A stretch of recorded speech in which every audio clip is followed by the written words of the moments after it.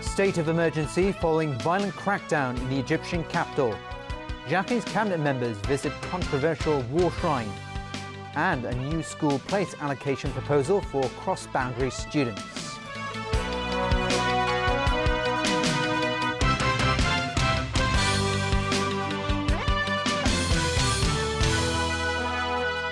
Good evening. Egypt's interim vice president has resigned, and a month-long state of emergency and a dusk-to-dawn curfew are in effect in Cairo and 10 provinces. This after complete anarchy broke out in many Egyptian cities after the government resorted to the use of force yesterday to disperse demonstrators demanding the reinstatement of ousted President Mohamed Morsi. Hundreds were killed and thousands injured when security forces opened fire during a crackdown on 2 protest encampments in Cairo. Sonia Otero reports. It was war on the streets of Egypt as security forces swarmed 2 Cairo encampments where protesters have been demonstrating against the military-backed ouster of Mohamed Morsi over a month ago. Security forces first shot off rounds of tear gas, but when that didn't disperse crowds, they turned to automatic weapons. 2 journalists were killed in the violence, a cameraman from Britain and a male reporter from Dubai. Police say there are 2 sides to the bloodshed. They claim to have discovered ammunition hidden in coffins at one protest camp. Plus, they say protesters are armed and firing weapons just as much as they are. Over in Alexandria, Islamic extremists who backed the Muslim Brotherhood took to burning churches and attacking government buildings. This local council building was vandalized and then torched. The Prime Minister of Egypt's interim government defended the crackdown, saying no self-respecting nation would put up with a state of anarchy. Both the United States and the United Nations strongly condemned the violence. Today's events are deplorable, and they run counter to Egyptian aspirations for peace, inclusion, and genuine democracy. The Secretary General regrets that Egyptian authorities chose instead to use force to respond to the ongoing demonstrations. But one Muslim Brotherhood official whose daughter was killed in the encampment raids encouraged protesters to keep demonstrating. Disgusted with the encampment smashing deaths, Egypt's interim vice president, Mohamed El-Baradei, handed in his resignation. The Nobel Peace Prize winner insists there were peaceful ways to end the clashes, and he will no longer bear responsibility for actions he does not agree with. Sonia Otero, TVB News. A group of Japanese government officials and politicians paid homage at the Yasukuni Shrine today on the 68th anniversary of their country's defeat in World War II. Both China and South Korea have spoken out against the shrine visits. 68 years on, and the Yasukuni Shrine is still a flashpoint for conflict between Tokyo and its neighbours. On the anniversary of Japan's defeat in World War II, 89 lawmakers, among them the policy chief of the ruling Liberal Democratic Party, visited the shrine that honours the country's war dead, including a number of convicted war criminals. Also paying their respects there today were several cabinet members of Prime Minister Shinzo Abe's government, including Internal Affairs Minister Yoshitaka Shindo and the Minister in charge of abduction issues, Keiji Furuya. Paying homage to the war dead is a purely domestic affair, Furuya said. It's not for other countries to criticize or intervene in. His boss sounded a more conciliatory tone when he attended a commemoration ceremony with Emperor Akihito, marking Japan's surrender in World War II. We will face history humbly and learn the lesson we should learn from it. With that in mind, I am determined to work hard for the future of the nation, Abe said. He did not visit the shrine today, but had an aide present an ornamental offering. In China, many visitors to the Marco Polo Bridge outside Beijing condemned the shrine visits. The battle here in 1937 marked the start of Japan's full-scale invasion of China in the last century. The central government also spoke out. Vice Foreign Minister Liu Zhenmin summoned Japan's ambassador to China and lodged representations over the issue. Beijing says visits to the shrine by Japanese cabinet members posed an open challenge to historical justice and human conscience. And in her Liberation Day address marking the end of Japan's colonial rule of Korea, South Korean President Park Geun-hye urged Tokyo to face up to history. She called on Japanese leaders to show brave leadership in healing wounds of the past. And back locally, the Education Bureau has unveiled new proposals to widen the school net for cross-boundary students. The idea is to give these students more choice and tackle a shortage of school places in the Northern District. Stephanie Choi reports. Under the revised proposals, cross-boundary students will be allowed access to 8 school districts instead of being confined to the Northern District. And at this stage, we will ask those on the 8 schoolnet schools to set aside a minimum of 2 places per class. So if one school would be running 4 classes for the primary one, that would mean about 8 places. They will be able to provide certain portion for wider choices and more even distribution across districts. Although cross-boundary students will have more choices, they may have to travel further to get to certain schools, which creates a new set of problems. Some of these problems include travel arrangements and the logistics of covering long distances to get to school. A major problem we cannot tackle is how the cross-border students can efficiently return to schools in the shortest time. And I think this EDB's proposal take very little consideration into this part. The new school net will undoubtedly alleviate the pressure of schools in the Northern District, but will this mean the burden is shifted to other districts? And admitted that more time will be needed to solve all problems. Although the Education Bureau intends to make the revised arrangements a permanent one, it's unable to predict future demand for Primary 1 places. If we don't have a clear idea of what's going to happen next, the school will not be able to prepare in advance. And so this will create a lot of unstable circumstances for schools. We are asking for better education planning from the EDB, so the Hong Kong can be better prepared for this rising cross-border students, the number and their demands. The Education Bureau hopes to have the revised school network in place as early as November. Stephanie Choi, TVB News. A pilot scheme will begin in September, offering subsidised vouchers for care services to senior citizens. But the response has been so far lukewarm. Evelina Leung reports.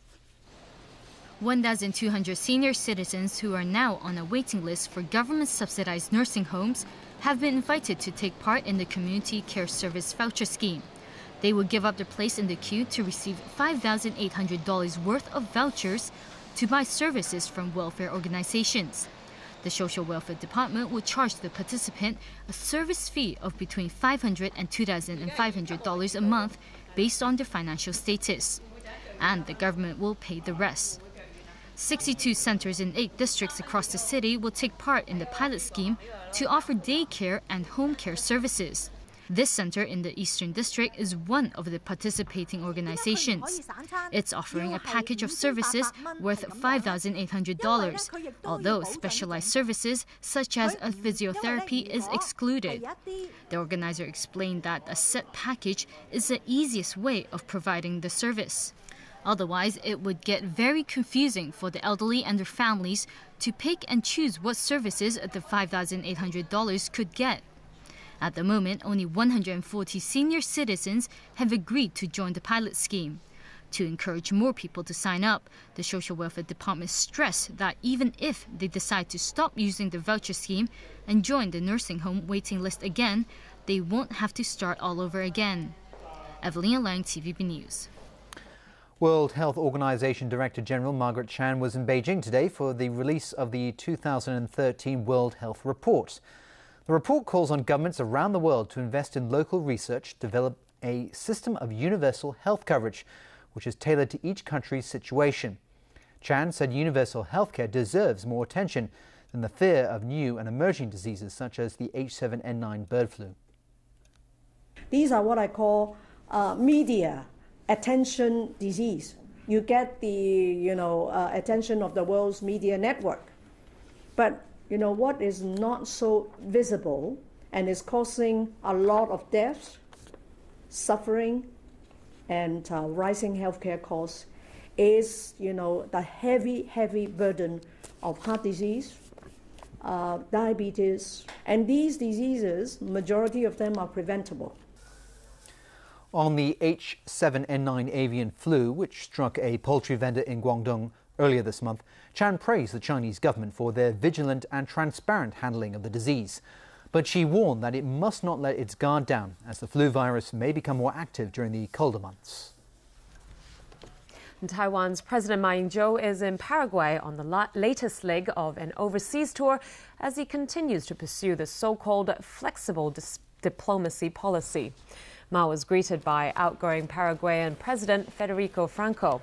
Paraguay is one of 23 countries with diplomatic ties with Taiwan. Ma will attend the inauguration of its new leader, Horacio Cartes.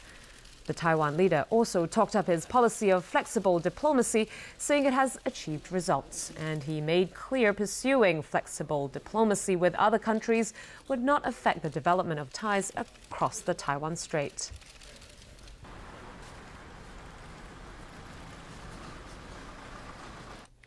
Well, US soldier Bradley Manning admitted he was wrong and sorry for leaking 700,000 secret government documents to the WikiLeaks website. Manning's apology came during the sentencing phase of his court-martial. He faces up to 90 years in prison for espionage and other charges. Manning claims he was dealing with a lot of issues at the time, and a military psychiatrist testified that Manning was considering whether he wanted to become a woman. In the end, Manning said he was responsible for what he did and knows he must pay the price. And still to come in the news.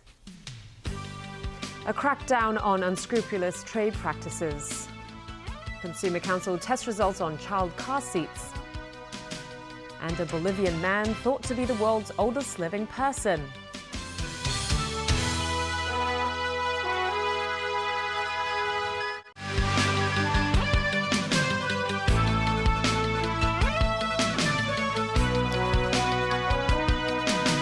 Welcome back. Customs officers are cracking down on sales tactics which fail to comply with the newly amended Trade Descriptions Ordinance. In an undercover operation, officers arrested 7 people selling dried seafood who allegedly misled consumers about the unit price of their goods. Undercover customs officers went to Mongkok and Yau Ma Tei to crack down on unscrupulous sales practices. 7 women at 3 mobile dried seafood stores were arrested on suspicion of using sales tactics that violate the Trade Descriptions Ordinance. Some 40 catties of dried abalone and more than 18 catties of ginseng, with a total worth of $230,000, were seized in the operation. When the customer poses questions like how much a catty of the goods cost, they will switch to some other price, like in Hong Kong, when catty is equivalent to 16 taels instead of 10 taels in China. Yao said some transactions added up to 10 times the price of what the consumer had expected. She added that the salespeople would encourage customers to use credit cards instead of cash. Some customers, when receiving the slips from the storekeepers, they do not attend to how much they charge. They do not check the slip. It is not until the moment they receive the bank statement, they start to know that, wow, the good was so expensive. Since the amendment to the Consumer Protection Law came into effect last month, the Customs and Excise Department has received at least 219 complaints about shady sales practices. To avoid falling into the trap of deceiving sales tactics, consumers are recommended to gather more information and make price comparisons of the product before making the purchase. After testing dozens of child car seats, the Consumer Council today issued a report on the safest options for Hong Kong parents. And in another study, the council revealed that some condoms being sold in Hong Kong could pose a public health risk and should be taken off the market. Zhao De Silva has that story. Two recent car crashes that left one child dead and another severely wounded have drawn public attention to the need of using the right child car seats. The Consumer Council tested 27 child car seats covering different weight groups ranging from newborn infants to children weighing up to 36 kilograms. None of the samples was awarded a top rating of 5 stars for both ease of use and safety. And the performance of one of the models tested during impact tests was actually considered unsatisfactory, receiving only 2.5 stars. The Consumer Council says parents should bear in mind the body weight of the child when choosing a seat. It advised parents to opt for rear-facing ones as these have been shown to be safer, but they should not be installed in a front passenger seat with airbag. And in another study, the council found that some of the condoms available in Hong Kong have defects that defeat the purpose one uses them for. The council tested 13,545 samples of 43 different makes. It found that 1 out of every 1,000 condoms tested had fluid leakage problems, a defect that affected 12 of the models tested. Statistically, it's a small chance. Let's hope that we are not one of the 1,000. user. But when it happens, leakage does make them less effective in preventing pregnancy and sexually transmitted diseases. The council also found that 10 out of 1,000 were not strong enough to withstand bursting volume or pressure requirements, a problem that was found in 26 out of 38 models. The Consumer Council considers the performance of some of the models unsatisfactory and has referred the issue to the Customs and Excise Department. If we can remove some of the high-risk products from the market, that would be a tremendous improvement. Even though it seems condom use will always come with ripping or leakage risks, this remains one of the most effective products when it comes to preventing HIV transmission or unwanted pregnancies. Juan da Silva, TVB News. The Court of Final Appeal has rejected Asia Television's application for a judicial review over a decision by the Communications Authority to penalise the TV station. The dispute centred on the role of major shareholder Wang Zheng at ATV. ATV's lawyer said the ruling wasn't fair for the station, arguing that the Communications Authority had made a decision before completing a probe into the case. The station could be fined $1 million, and Executive Director James Shing may no longer be allowed to oversee its business operations. But Chief Justice Geoffrey Ma said ATV's defence was simply repeating arguments made before. The Court of Appeal ruled earlier that the way the Communications Authority handled the case does not involve serious legal controversy, so it should not be heard by the top court. Wang was accused of interfering in the running of the station as an unqualified individual. In a statement, ATV expressed regret over the ruling and said it will continue to try and resolve the case with the Communications Authority. And now good news for food lovers. The annual Food Expo is back, and some fairgoers told us today they plan to spend thousands of dollars on bargain items. Evelina Leung has a story. $1 delicacies, including abalone, are the main focus of the Food Expo at the Convention and Exhibition Center in Wan Chai. Because of limited stock, foodies who wanted to get their hands on the items started queuing up outside the venue since yesterday to wait for the fair's opening this morning. Mr. Tang was one of the lucky ones. He expressed excitement over his purchase. While some fairgoers say they plan to spend thousands of dollars on bargain goods at the expo, others are simply looking for a treat. I just tried the food. Exhibitors, meanwhile, expect people to spend more this year. Especially, the most of the product, the production costs rise a lot. So, a lot of people, they come in here, they expect, to purchase some, especially like a special cheap price stuff. Now, a reminder to those who are planning to come here to the Food Expo, patience is the key, because whether you want to buy or try different food items, there is bound to be a queue. The expo will open till Monday. Evelina Leung, TVB News. And finally for tonight, if Bolivia's public records are correct, Carmelo Flores Lara is the oldest living person ever documented. According to Bolivia's civil registrar, records show Flores Laura's date of birth as July 16, 1890. That makes him an astounding 123 years old. The native Aymara lives in a hut with a straw roof and a dirt floor on an isolated hamlet near Lake Titicaca. While he is illiterate, speaks no Spanish and has no teeth, he is able to walk without a cane. Today, the Guinness World Record says the oldest living person verified by original proof of birth is a 115-year-old Japanese woman. The Bolivian has no birth certificate because such documents did not exist in Bolivia until 1940. He has 3 children, and because of his age, he's currently enjoying his 40 grandchildren and 19 great-grandchildren. That's pretty impressive. Good for him. That's the news for tonight. Thanks for watching. Good night.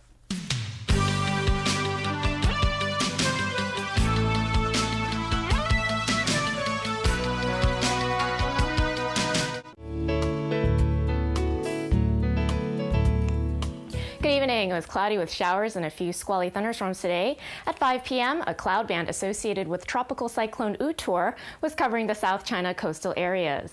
Today's temperatures ranged from 26.5 to 28.9 degrees, and the relative humidity was between 79 to 88%, fresh to strong southerly winds. The current temperature is now standing at 28 degrees Celsius, and the relative humidity is 86%. 0.7 millimeters of rain has been recorded since midnight. So, Freddie, how's the weather tomorrow?